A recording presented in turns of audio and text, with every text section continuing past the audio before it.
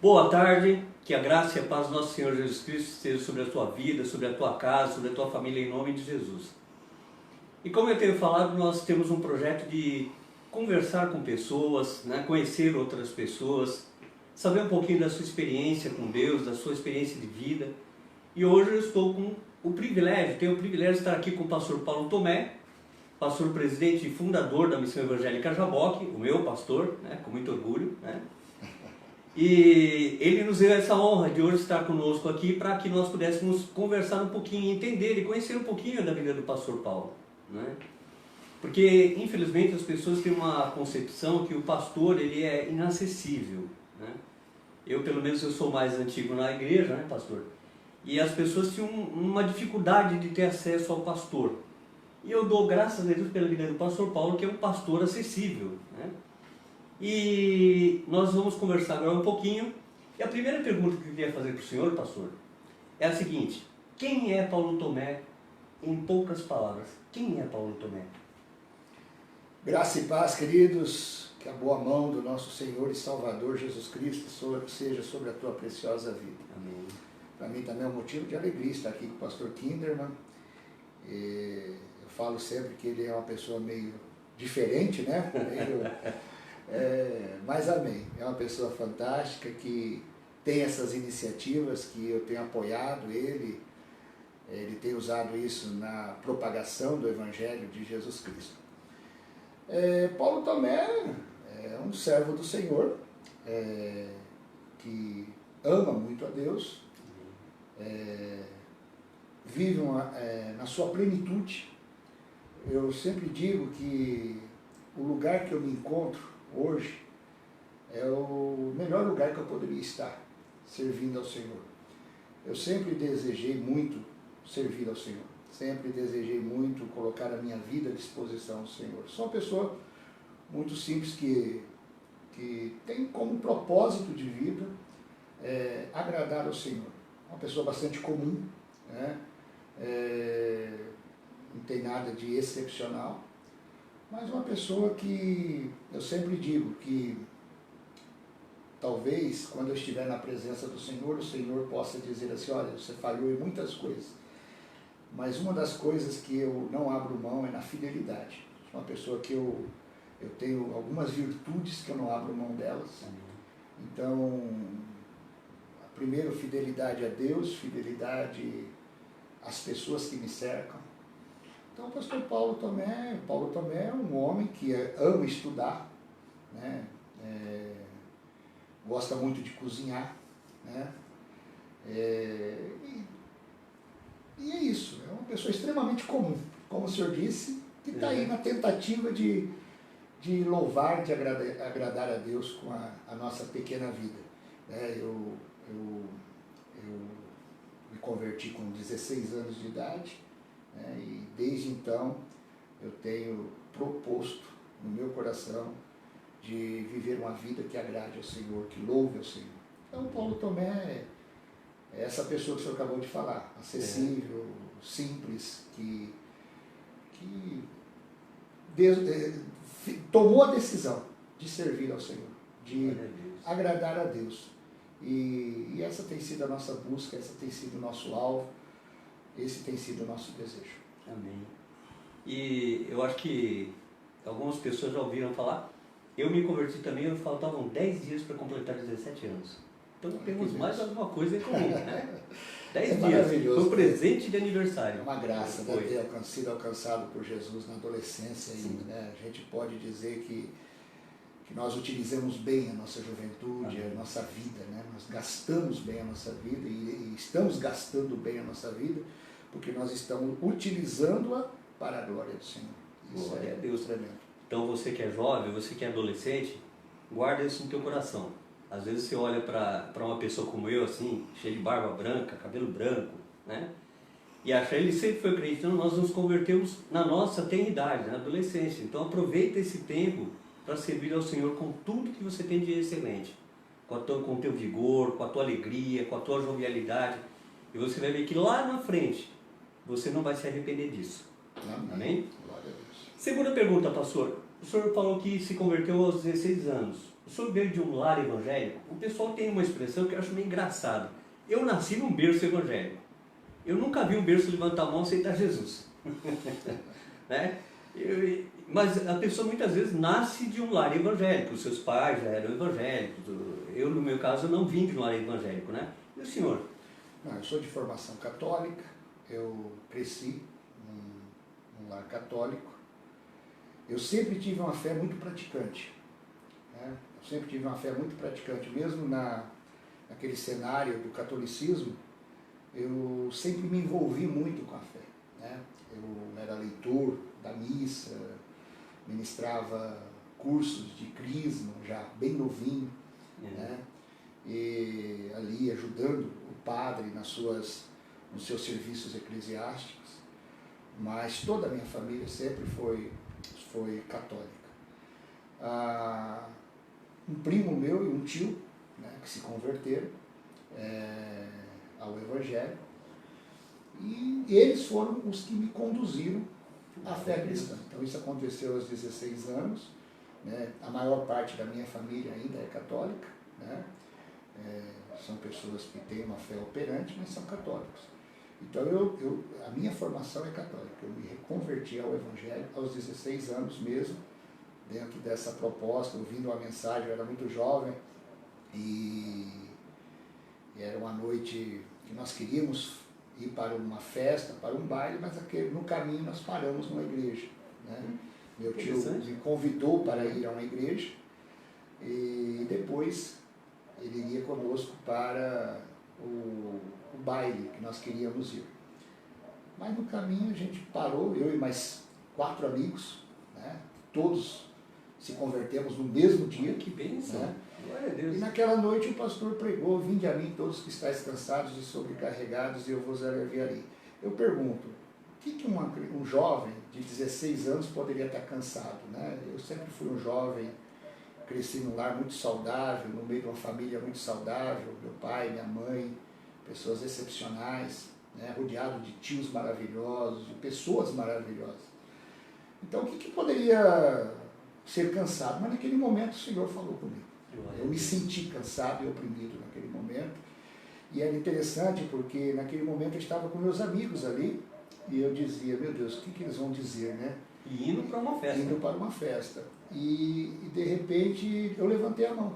Naquele dia eu levantei a mão ao Senhor e com muita vergonha ali, porque, poxa, né? O que eles vão dizer? Mas eu estava convicto naquele momento. E de repente o pastor, estava todos com a cabeça baixa, o pastor disse: esses 5 jovens que aceitaram Jesus. Glória a Deus. E aí nós olhamos, todos Aleluia. nós havíamos aceitado Jesus e hoje somos pastores e presbíteros. Que bênção, né? glória a Deus. Então foi uma coisa. E naquele dia, alguma coisa diferente aconteceu. Eu preguei até esses dias atrás na igreja, que naquele dia eu sabia que Deus estava me chamando para algo diferente. Eu não tinha conhecimento, não tinha nenhum tipo de sabedoria em relação à questão do Evangelho, mas eu já sabia que Deus tinha alguma coisa diferente e que eu havia sido chamado para um projeto muito grande, que eu não sabia o que era. E aí foi quando a gente começou a nossa caminhada cristã. Então, a minha formação é católica e eu me converti ao Evangelho aos 16 anos. Elias e Eliseu, posso me despedir? Vai e volta, porque tu sabes bem o que eu te fiz. Então o senhor já me respondeu a próxima pergunta, que seria como foi sua conversão, né? Então glória a Deus por esse processo, né? Que Deus tem realmente algo especial. É como hoje de manhã cedo eu estava falando, pastor. Eu falei que o cristão, o evangélico, ele tem um chavão, né? Ele fala: Deus tem um grande projeto na tua vida. Isso é uma realidade, mas é um chavão. Mas verdadeiramente cada um de nós temos um chamado específico de Deus. E é interessante que Deus nos fala a nós, dentro do nosso coração, que tem algo diferenciado para a nossa vida, né? É muito forte, né? Eu sempre digo que quando Deus realmente tem um encontro com você, a tua vida não é mais a mesma. Não. Você talvez não está entendendo o que está acontecendo, né? Porque é muito novo. A experiência com Deus ela é muito nova. Mas a tua vida nunca mais será a mesma. Por isso que eu sou uma pessoa que eu tenho muita dificuldade de acreditar em conversão que não é continuada, não tem como consequência uma marca espiritual muito genuína. você está entendendo? De presença de Deus, de desejo de servir a Sim. Deus. Então, naqueles 16 anos, eu sabia que eu estava sendo chamado para algo diferente. Né? Então, a minha vida ali foi totalmente, humanamente falando, desconstruída. E eu comecei a pensar totalmente numa nova dimensão, uma nova mentalidade. Glória a Deus. Eu participei o senhor sabe que eu fui da Renascer durante um tempo, né? E muitas pessoas olhavam de fora e diziam, não, é uma bagunça. Eu mesmo, antes de entrar na Renascer, eu olhava e pensava, uma bagunça, né? Toda igreja, humanamente falando, tem suas deficiências, porque é composta de seres humanos, né? Mas uma vez, numa série de oficiais, eu vi a Bispa Sônia falando uma frase que me impactou. Ele falou, olha, ela falou a seguinte frase, a pessoa vem do jeito que está, vende a mim. Ela citou até esse mesmo texto. Só que ela citou o seguinte, só que a pessoa vem do jeito que está. Mas passa um ano, passa 2 anos, passa 3 anos, não há mudança, tem alguma coisa errada. Também Então é necessário uma mudança. E a mudança não é de fora para dentro, porque tem muitas pessoas que dizem que aceitam Jesus, botam um terno, mas o eu interior continua a mesma tranqueira. É o que eu falei, né? É uma transformação de mente. Sim. A tua mentalidade é mudada. Os teus conceitos, os teus valores. Eu gosto muito daquela passagem de Zaqueu, né? Onde a Bíblia diz que aquele homem, após ter aquele encontro com Jesus, a mentalidade daquele homem foi transformada. Radicalmente, instantaneamente. Tudo aquilo que ele tinha como valor, como grandiosidade da vida dele, despencou diante da possibilidade de servir a Jesus. Amém. Então, ali houve, por isso que Jesus disse, hoje a salvação entrou nessa casa. Então, Jesus evidenciou isso. Sim. Né?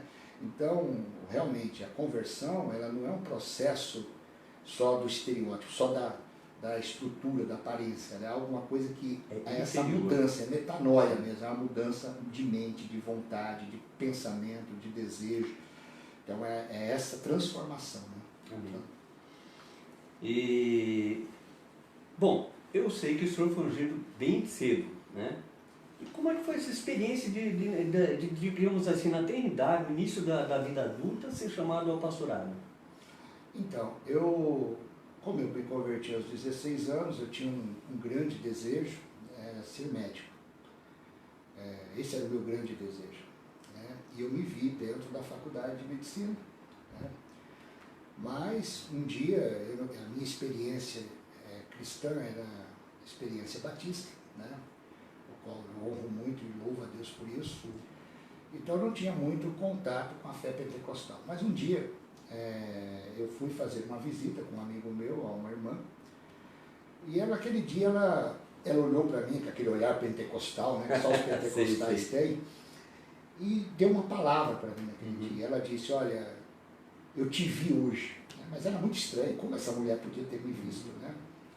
Mas dentro daquilo que eu entendi que era Deus que estava falando com ela, ela falou, olha, Deus quer tem um projeto para a tua vida, você vai ser um condutor de vidas. Aleluia. Né? E ela falou, você está fazendo... Ela disse, você faz uma faculdade de medicina, alguma coisa assim? Eu falei, sim. Ela disse, olha, então Deus tem um projeto maior para você. Então, naquele momento, o que poderia ser maior do que aquilo? Mas, amém. Eu aceitei, eu comecei a me preparar, então, desde cedo, eu tenho uma formação teológica, e aos 21 anos de idade eu fui ungido a pastor. Né? Hoje eu vou fazer 30 anos de ministério, né? Com 51 anos de idade, e foi uma experiência marcante, né? Porque eu não simplesmente tinha que administrar a minha juventude, né? Como um cristão, mas eu tinha que chamar sobre mim a responsabilidade e ser um exemplo. No começo do meu ministério eu tive dificuldade com algumas pessoas que olhavam para mim e não suportavam a ideia de ter que submeter a minha liderança. Timóteo. Então, eu tive que lutar com tudo isso. Era muito jovem, então foi muito complicado para mim poder conquistar essa autoridade. Né? Porque eu era um jovem, né? Não tinha experiência nenhuma, só tinha o desejo de servir ao Senhor. Né? Então não tinha eu já tinha algum conhecimento teológico, pelo que eu tinha feito, né? Mas experiência pastoral nenhuma, né? E olha, houveram muitas pessoas que não acreditavam no meu ministério, não acreditavam. E não sei se eu também acreditaria, né? Se eu estivesse do outro lado. Mas foi uma experiência marcante. Eu tive alguns contratempos, algumas dificuldades logo no início do meu ministério, que tinha tudo para ter acabado com a minha vida ali, não só ministerial, mas pessoal também, frustrações, dificuldades que eu tive que enfrentar, né? Então, atrelado a tudo isso, a igreja e a responsabilidade de estar à frente, de ser um exemplo, e ter que administrar todas aquelas outras questões que estavam atreladas, então foi muito difícil, né? Então, mas hoje eu sempre digo, né? Eu tenho 51 anos de idade e no momento que muitos estão começando, eu já tenho 30 anos de ministério, né? Então eu tenho, tudo no meu currículo é muito, né? Eu tenho mais de 130 casamentos realizados, tenho muitos, até cultos fúnebres realizados, muitos batismos, muitas apresentações. Eu vou vendo as pessoas, né? Outro dia eu estava olhando para um grupo de pessoas e disse, quem que eu não batizei, quem que eu não apresentei desses jovens, quem que eu não casei, né? Então você vai trazendo essa experiência muito gloriosa, né? Mas foi muito difícil ser pastor jovem, dentro de uma concepção pastoral que eu tinha, né? Porque hoje, talvez você ser um pastor jovem não é tanto problema, né? Mas dentro daquela concepção pastoral que eu tinha, né? Dentro das referências pastorais que eu tinha, era complicado, né?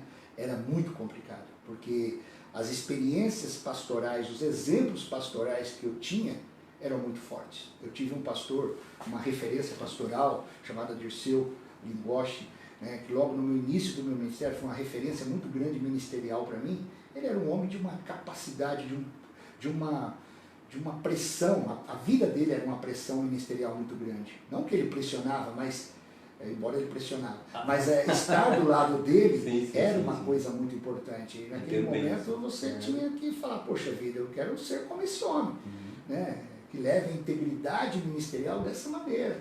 Então, mas foi toda a diferença, né? Eu tive grandes homens de Deus na minha vida, o pastor Manuel Santana, irmão Cosmo, o pastor Simões, o pastor Dirceu, que para mim é a minha referência ministerial. Então essas pessoas, elas eram a conduta delas era muito forte, né? Eram pessoas de grande exemplo, de grande profundidade no seu relacionamento com Deus.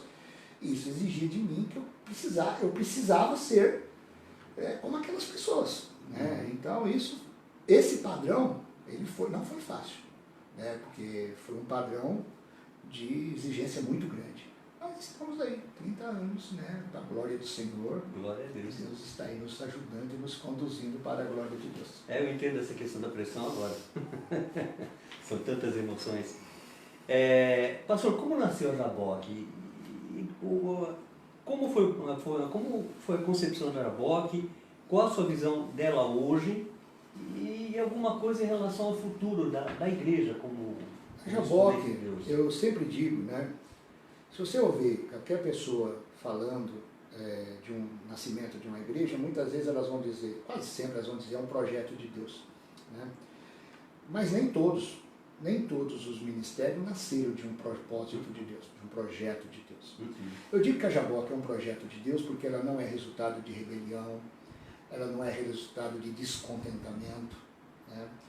Nós fazíamos parte de uma igreja muito abençoada, estávamos trabalhando naquela igreja, as pessoas ali nos tinham como pessoas muito amadas, e nós amamos muito aquele povo, até hoje eu tenho um relacionamento com aquele povo, um povo que me ensinou muito, era uma igreja de pessoas muito tremendas, muito nobres, né?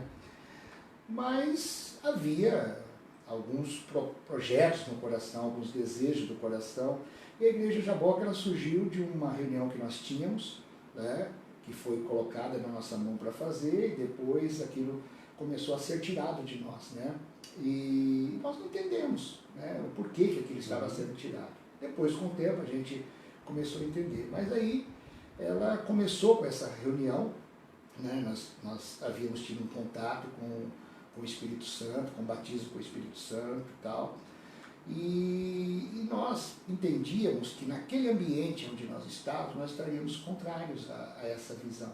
Não era um ambiente onde essa visão era muito aceitável. Né? Então essa reunião ela começou a acontecer numa gráfica de um amado irmão, e nós ali, né, na comunhão daquelas reuniões, decidimos dar início a esse trabalho. E aí a gente foi até a igreja, comunicamos com ela, Deus nos abençoou, o pastor nos abençoou, a igreja nos abençoou. Começamos um trabalho do nada, né? A Jaboca ela começou com poucas pessoas, né? Realmente nunca houve um apelo chamando pessoas de outro lugar, de maneira nenhuma, mas nós tínhamos um projeto que era uma igreja missionária. Até naquele momento foi colocado a proposta da gente até usar o nome da antiga igreja, está associado, mas não, nós fomos cuidadosos e não usarmos por respeito àquela denominação. Então nós começamos a Jaboca no ano de 1991. E a Jaboca, eu falo que ela é de Deus, por quê? Porque ela existe até hoje. E ela está crescendo, ela está crescendo não numericamente apenas, mas em estrutura, em posicionamentos, né? Doutrinariamente. É uma igreja que ela está criando substâncias realmente nessas áreas, é uma igreja séria, é uma igreja que a gente procura sermos fiéis à ministração da palavra de Deus, sem nenhum tipo de agregamentos à palavra, né? E a igreja Jaboca ela tem se mantido até aqui. E aí eu digo, não é por demagogia, eu sei que ela é de Deus, porque se fosse pelo homem, se fosse na nossa estrutura, ela não estaria até hoje. Né? Então ela estar onde está hoje, né, com muitas possibilidades, avançando em algumas áreas. Então a gente vê que isso é o mover de Deus. Então nós somos uma igreja onde Deus tem podido agir através da nossa vida. Glória a Deus por isso. Então Deus é o Senhor. Agora há pouco eu falava para o Senhor aqui que a igreja, na minha visão, ela é transcendental. Então significa o quê? O governo da igreja não é humano. Então as mínimas decisões que nós temos que tomar na igreja, ela não pode ser na minha capacidade ou na capacidade das pessoas, nós temos que consultar o dono dela. Então a gente tem sempre procurado a não remover essa essência da igreja, né? A dizer, esta igreja é tua, o senhor tem que ter total acesso a ela, o senhor não pode estar batendo na porta de fora, na loja de fora, o senhor tem que estar no centro de todas as nossas decisões. Por isso que nós somos muito cautelosos nisso. O senhor está conosco agora, o senhor está vendo, a gente ora, a gente busca, a gente não toma decisões precipitadas. Por quê? Porque a gente precisa ouvir Deus. Né? Então a Igreja Jaboca ela é produto de um projeto de Deus. Hoje nós estamos nas nações, alcançando as nações como Deus havia dito. Né? Então é uma igreja missionária, né? É uma igreja que ela tem um compromisso de pregar o Evangelho de Jesus Cristo, não só numa visão doméstica, mas além, um evangelho transcultural nas nações. Né? Então é uma igreja que o propósito dela é alcançar o propósito de Deus para ela. Então o que é? É levar a mensagem aonde Deus nos colocar. Né? Eu tenho sempre trabalhado nessa questão. Nós não vamos ferir a visão, a essência da igreja, a missão da igreja. Nenhum método, nenhuma artimanha será maior do que a ação de Deus dentro da igreja. Então nós temos trabalhado dessa maneira. O nosso projeto é avançar na obra missionária. A gente tem projetos de formação missionária, crescer no conhecimento teológico. Nós temos trabalhado nessa questão. Uma igreja que ela esteja equilibrada, né? Uma igreja que ela seja operosa, uma igreja que ela seja ortodoxa, né? Nos seus fundamentos, nas suas doutrinas, mas também uma igreja que pratique a ortopraxia, que é uma igreja que ela não é só doutrinariamente correta, mas ela pratica essa doutrina, né? Servindo, sendo uma casa terapêutica, uma casa de restauração. Né? Então nós somos uma igreja que nasceu de um propósito de Deus, temos sido conduzidos por esse propósito, né? Hoje nós somos um grupo de pastores, pessoas sérias, pessoas que amam a Deus, pessoas que servem a Deus, né? Que estão aí nos ajudando, líderes, a membresia da igreja. Essa igreja é um presente de Deus, né? Para nossas vidas. Eu amo esse lugar, eu me sinto muito honrado de fazer parte dessa história, né? Eu sempre deixo muito claro que ela não é minha, mas ela é do Senhor, mas Deus nos usou para começarmos esse projeto, né? Então, estamos aí, a Igreja Jaboca, a gente quer chegar aonde Deus desejar nos levar, aonde Deus desejar nos levar, não aonde a minha ambição, não aonde a minha visão humana queira nos levar, mas aonde Deus querer nos levar. E aonde Deus querer nos levar, nós estamos dispostos a ir. E é isso, a Jaboca é isso. Amém. Hoje de manhã cedo eu falei sobre essa questão de sermos totalmente dependentes de Deus, né? De consultarmos sempre o Senhor, né? Porque até quando eu usei a frase lá, independência é morte, as pessoas que têm uma vida independente de Deus estão fadadas ao fracasso, né? E a igreja, principalmente a igreja, tem que ter esse contato, essa reverência e buscar realmente uma resposta de Deus, se mover quando Deus manda se mover, né? Glória a Deus. Vamos lá. Pastor, eu domingo estava ministrando a palavra lá em casa e tem um versículo, João capítulo 17, versículo 20, que eu ministrei, né? Que fala, eu não peço só por estes, mas por aqueles que haverão de crer em mim. Foi um versículo que me impactou, porque eu chorei quando eu li aquele versículo e meditei e falei, caramba, Jesus orou por mim. Há cerca de 2.000 anos atrás, Jesus orou por mim. Orou pelo meu filho, orou pelo meu neto, que nem neto tenho. Eu estou doido para ser vovô, né? Já orou por eles, né? Pelos meus netos. Isso é bem direto pro meu filho. E aquilo me impactou. Eu sei que todos os versículos eles têm uma base, falam conosco, mas tem algum versículo específico na palavra que toque o Senhor diferencialmente, que tocou assim, sei lá, algum versículo específico? Nós estamos no mesmo capítulo, né? Um versículo que eu me posiciono nele, que eu entendo que ele foi o resultado da vida vitoriosa de Jesus, é João capítulo 17, versículo 4. Pai, glorifiquei-te na terra, tendo consumado a obra que me deste a fazer. No dia de missões eu preguei em cima desse versículo, uma parte da ministração. Eu entendo que nós só poderemos glorificar a Deus, eu entendo que nós temos uma missão. Nós viemos a este mundo para uma missão. Não uma missão no termo genérico dela, mas uma missão de acordo com o coração do Pai. Nós temos, para mim, viver e intensamente essa missão é fazer aquilo para o qual Deus me designou. Né? Então Jesus ele vai dizer, Pai, glorifiquei-te na terra, tendo consumado a obra que me deste a fazer. Eu penso que esse versículo ele é fundamental, porque no meu entendimento nós só poderemos glorificar a Deus consumando, levando a sério aquilo que Deus nos deu para fazer. Né? E a minha vida ela é fundamentada em uma tríplice de versículos, né? Que até hoje falei para um dos meus filhos sobre esses versículos. Confia no Senhor de todo o teu coração, não te estribes no teu próprio entendimento, reconheça o Senhor em todos os teus caminhos e Ele endireitará as tuas veredas. Esses versículos é onde eu me apoio. Eu me apoio nisso. Se eu confio no Senhor de todo o meu coração, se eu não estribo o meu ministério, a minha vida pessoal no meu próprio entendimento, na minha própria sabedoria, se eu reconheço as mínimas coisas como vindo de Deus e atribuo a Deus todas as coisas, Ele vai endireitar meu caminho. Em cima desse texto, eu uso esse texto para casamento, eu uso esse texto para 15 anos, eu uso esse texto para nascimento de criança. Eu amo essa passagem bíblica porque é onde eu me fundamento. Eu acho que a única coisa, se eu quero que Deus endireite os nossos caminhos, que Deus aplane os nossos caminhos, porque nós não sabemos como fazer isso. Né? Cada dia, eu creio que como eu, o Senhor também, a gente chega a uma conclusão que nós não sabemos nada. Nós somos incompetentes na arte de gerar as coisas, de administrar as coisas. Então, eu não tenho capacidade de saber o que vai me acontecer daqui a alguns segundos. Né? Então, o caminho precisa ser endireitado. E na minha visão, só Deus pode endireitar esse caminho. Mas como Ele vai fazer isso?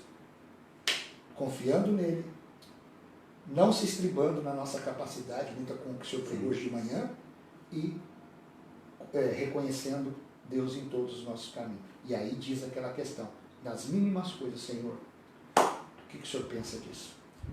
Porque eu sempre digo, né, você dizer que ama não tem muito significado, se você não permitir que esse alvo do teu amor participe da tua vida. Amém. Né? Então, se meus filhos dissessem para mim, pai, eu te amo, como eles falam todo dia, mas não deixasse eu participar da vida deles, eu louvo a Deus porque praticamente todas as decisões dos meus filhos, eu sou, se não sou o primeiro, sou um dos primeiros a saber disso. Que bênção. A eles buscarem da minha pessoa o que eu penso. Então, meu filho mais velho, quando ele vai adotar as filhas dele, ele quer saber o que eu penso disso. Então, eu não fui o último a ficar sabendo. Então, eu penso que Deus tem que ser assim. Deus ele não pode ser consultado depois que todas as possibilidades foram esgotadas. Não, Deus ele precisa ser o primeiro. Ele precisa ser, e se possível, o único. Já basta com ele. Se eu consultar a Deus, pastor, se eu consultar a Deus, eu não vou precisar consultar mais ninguém. Com certeza. E o senhor falando de filhos? Família. Eu sou apaixonado pela minha família, né? Eu tenho filhos que são presentes de Deus para a minha vida. São presentes mesmo, porque foram agraciados pelo Senhor, né? Não poderiam ser melhores. Tem os netos que maravilhosos, noras, genro. Eu tenho uma família maravilhosa. Eu tenho uma mãe que é tremenda, tive um pai que foi excepcional, né? Não tem um dia que eu não lembre dele, né? Em tudo, né? Em tudo. Onde eu estava lá no terreninho que eu tenho, estava lá queimando o negócio, eu estava queimando pensando nele. Eu queria tanto que ele estivesse ali comigo. Né? Tenho uma irmã que é espetacular, né? Um cunhado excepcional, 2 sobrinhos maravilhosos, primos que eu amo muito, uma família, tios. Eu tenho uma família maravilhosa. Mas os meus filhos, eles foram dádivas de Deus mesmo, e louvo a Deus porque eles estão na presença do Senhor, servindo ao Senhor. Então, eu acho que os filhos, a família, né? Os filhos, eles são a nossa motivação. Né? Eu acho que já houve momentos, talvez ninguém saiba, mas houve um momento que eu tive muita vontade de parar. Né? A pressão era muito grande, mas aí, como parar? Né? Eu não posso dizer para os meus filhos que há algumas situações que podem parar. Então eu sempre digo que os filhos, eles são motivadores e limitadores. Eles nos motivam a fazer coisas e nos limita, nos impede a fazer coisas. Então meus filhos, tenho os netos maravilhosos, né? Sou apaixonado por eles. Eu acho que não tem som mais bonito do que vovô, né? Acho que a gente fica ali...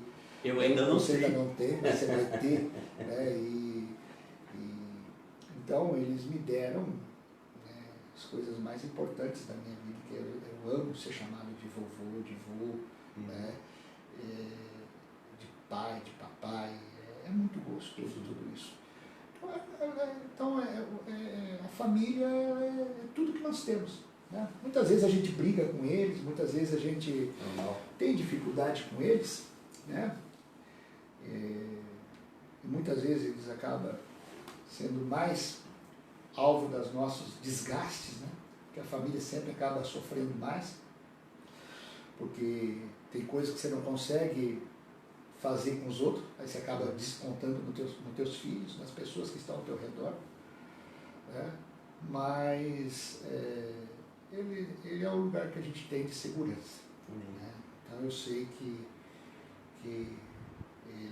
eles têm que ser as coisas mais importantes da nossa vida. Abaixo do Senhor tem que ser eles.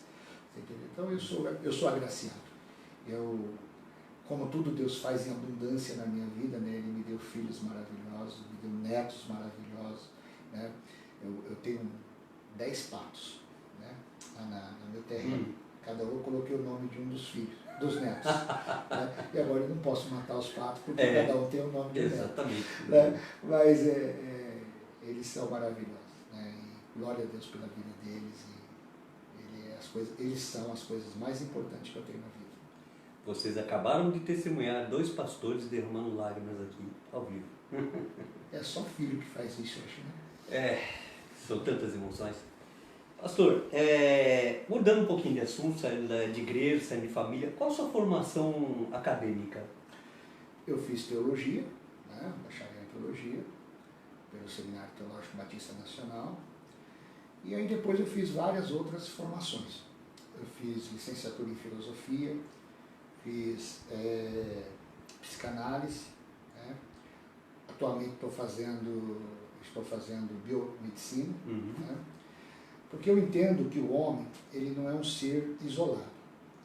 Eu tenho a visão do homem como bio, psíquico, social e espiritual. Então eu penso que o homem ele tem que ser entendido em todos os aspectos. A Bíblia sempre vai ser a resposta.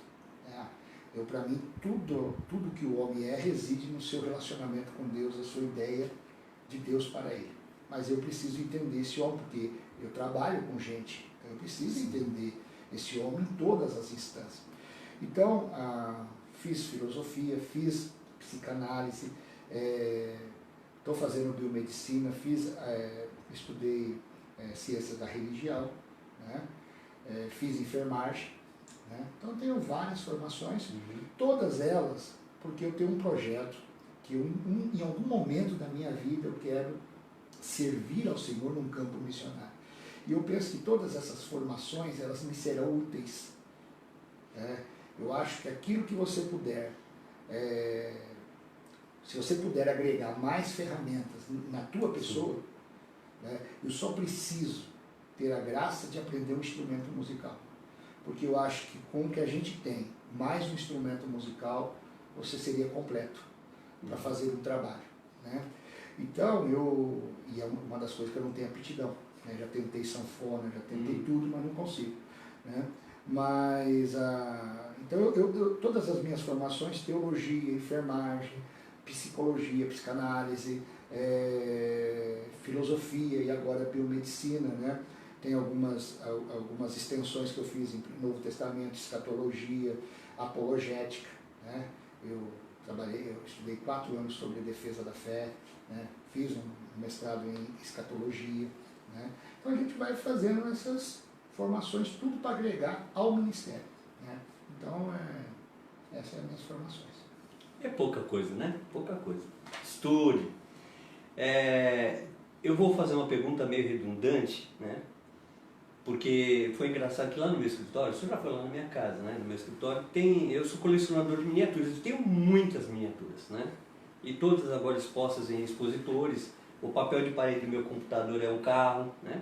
E uma vez chegou uma pessoa lá, um cliente, e falou: o senhor gosta de carro? Eu falei: o que se acha, né? Então vou fazer uma pergunta redundante. Com essa imagem que nós temos aqui ao fundo, o senhor gosta muito de ler, né, pastor? Mais ou menos quantas obras o senhor já leu? Pastor, eu não tenho ideia de quantos livros eu já li. Já houve época, hoje eu não estou com tanta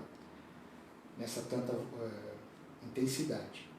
Né? Eu estou ali com 4 livros que eu estou lendo ao mesmo tempo. Caramba! Né? E são livros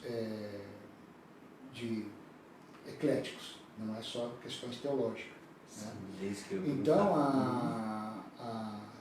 mas eu li, eu não sei, eu não tenho ideia, mas li todos esses livros que estão aqui, a maioria eu li. Né? Houve uma época que eu lia 4, 5 livros semanais, né? Intercalados. Eu estava no carro, tinha um livro, na minha cama tinha outro, no escritório tinha outro. Então, eram livros intercalados. Eu tive um professor no seminário de teologia, né? E ele incentivava isso, né? Tinha que ler várias obras ao mesmo tempo. Naquela época eu lia tudo, hoje não. Hoje eu gosto de livros clássicos, naquilo que eles estão apontando como clássico. Então hoje eu não leio qualquer teologia. Eu gosto de alguns autores, então para mim esses autores eles são relevantes. Eles podem não ter a mesma visão teológica que eu tenho. Sim. Então você pega um autor por exemplo, nacional, Augusto Nicodemos, Hernandes Dias Lopes, que são calvinistas, que eles têm uma visão diferente daquilo que eu acredito em alguns aspectos, mas são pessoas dignas que eles vão acrescentar. Sim. Então, eu leio uma teologia, ela não precisa estar em conformidade ao meu sistema. No entanto, eu sei que aquelas pessoas agregam. Claro que eu leio sempre com essa ressalva de respeitar aquilo que eu acredito, né? Então, hoje eu tenho lido muito clássicos. Então, eu gosto muito do cancioneiro da literatura brasileira, né? Eu já li vários livros da literatura brasileira, Machado de Assis, Euclides da Cunha, Manuel Bandeira, Jorge Amado. Eu gosto do Ariano Suassuna, li as obras dele, Clarice Lispector. Eu já li vários livros da teoria, eu conheço muitos livros da literatura brasileira. Eu sou uma pessoa fissurada pela cultura brasileira dentro dessa questão de leitura. Eu acho que esses caras, eles são fenomenais, né? Dentro da psicologia, a gente leu vários livros clássicos, né, de Freud, dentro daquilo que eu gosto muito. E filosofia, a gente tem alguns livros que a gente também gosta de ler, que eu acho que são importantes, são interessantes. Então, eu sou bastante eclético. Hoje eu leio vários temas, né, associados. Agora, das 84 vezes que eu li a Bíblia, né, de capa a capa, 84 vezes. Eu entendo que a Bíblia não pode ser substituída por nada. Eu gosto muito de uma frase de Abraham Lincoln que diz, eu me recuso a ler um livro que não me faça entender o livro. Eu me recuso a ler um livro que não me faça melhor entender o livro. Então, quando eu leio um livro de biomedicina, de bioquímica, que eu estou lendo aqueles livros, todas aquelas equações químicas, aquelas coisas, eu enxergo Deus ali. Eu enxergo Deus ali. Eu falo, olha, isso daqui a Bíblia explica. Né? Então, a Bíblia, para mim, é um manual de fé, é aquilo que nos orienta, é a bússola, né? Lâmpada para os meus pés é a tua palavra. A Bíblia desconstrói qualquer tipo de literatura, qualquer tipo de conhecimento, mas eu acho que existem algumas literaturas boas. Dentro desses vastos conhecimentos, vários conhecimentos, você tem que catalogar algumas literaturas boas que vai te trazer algum entendimento. Acho que você só pode, eu sempre digo aqui na igreja, pastor Kinder, que você não pode falar de depressão se você não conhecer de depressão. Então, muitas vezes eu vejo até pastores da igreja dizendo, depressão é isso, depressão é aquilo. Você não sabe o que é depressão. Você não tem autoridade para falar sobre depressão. Por que você vai falar desse assunto se você não sabe? Se você especulou, se você leu um artiguinho ali da internet, mas você não sabe sobre isso. Então, vai pesquisar, vai ver, vai aprofundar o assunto para você poder falar sobre ele. Então, eu acho que é muito complicado você ouvir uma pessoa que não tem conhecimento, que muitas vezes a mente religiosa dela levou ela a ter algumas contrariedades que ela nem tem entendimento daquilo.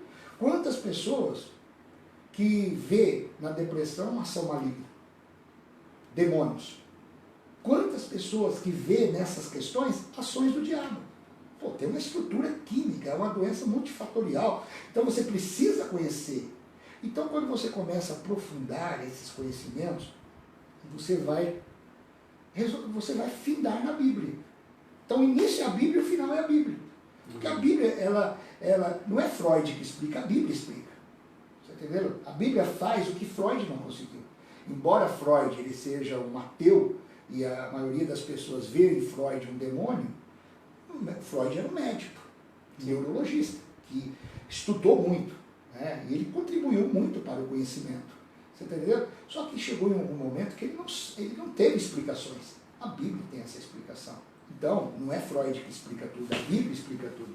Então, eu penso que quando você consegue, né, ajudar uma pessoa nas questões emocionais, psicológicas dela, tendo conhecimento bíblico, você vai dar resposta para aquela pessoa. Eu digo sempre que um psicólogo não cristão, ele tem uma dificuldade, ele vai ajudar a pessoa a chegar a algum lugar, ela vai até, muitas vezes, descobrir alguma coisa que está lá oculta, que ela precisava se descobrir, mas de repente ele não vai saber o que fazer. Dá essa direção. Então, eu gosto muito de ler, eu leio muito, né? ganhei esses dias atrás uma coleção de Zygmunt Bauman, né? Comecei a ler.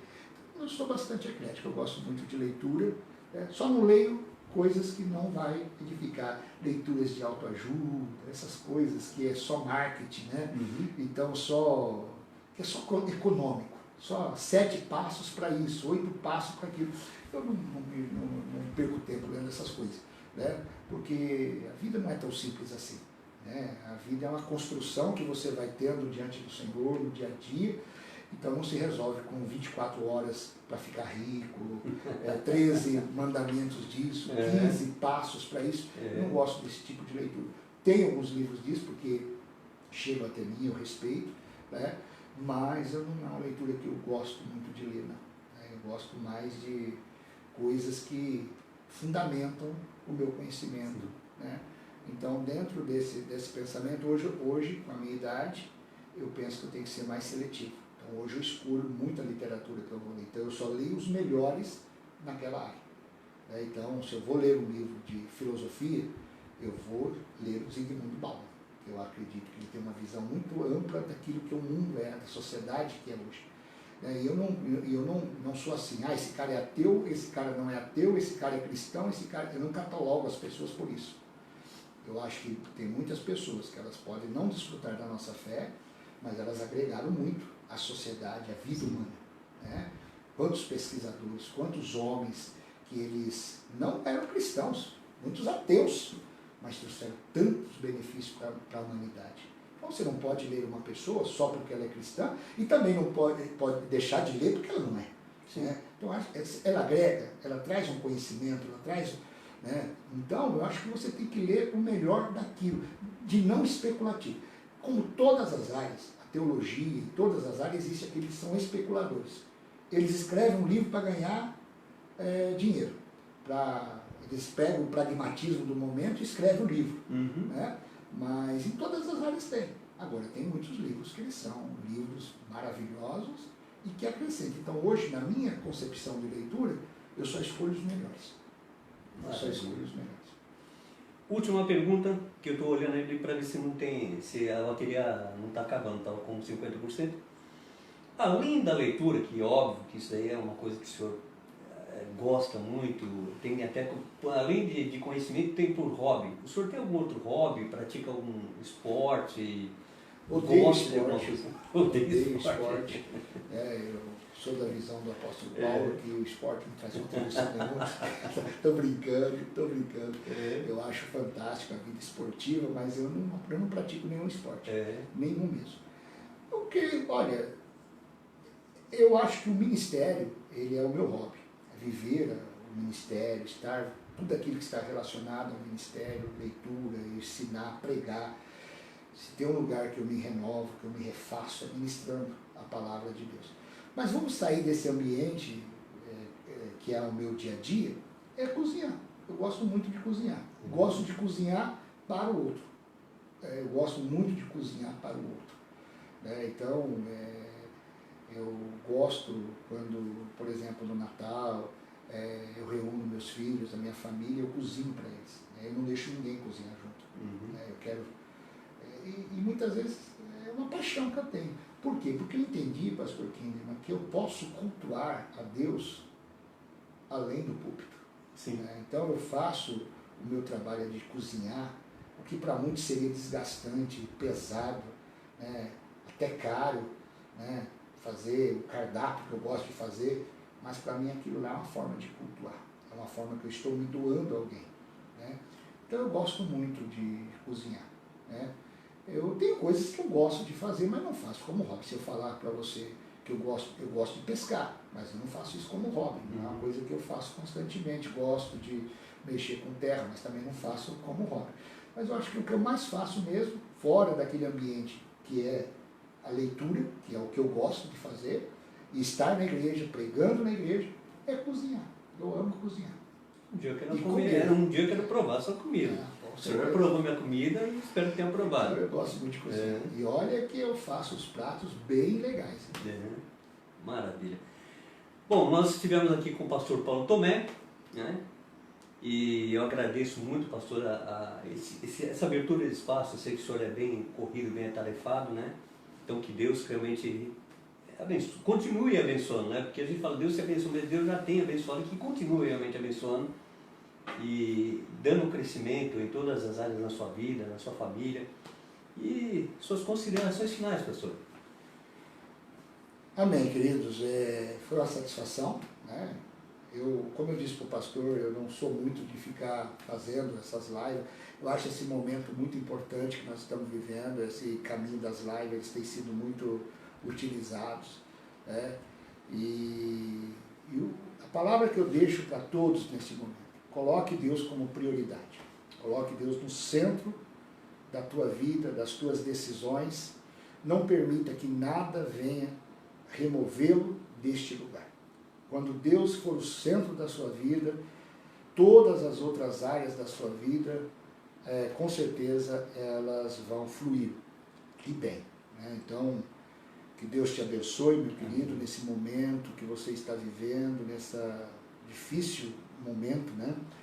Em que Deus renove as tuas forças, que Deus renove a tua família, que a bênção do Senhor seja sobre a tua vida, e nunca deixe de crer, Deus está no controle de todas as coisas. Amém. Deus te abençoe, em nome de Jesus. Amém.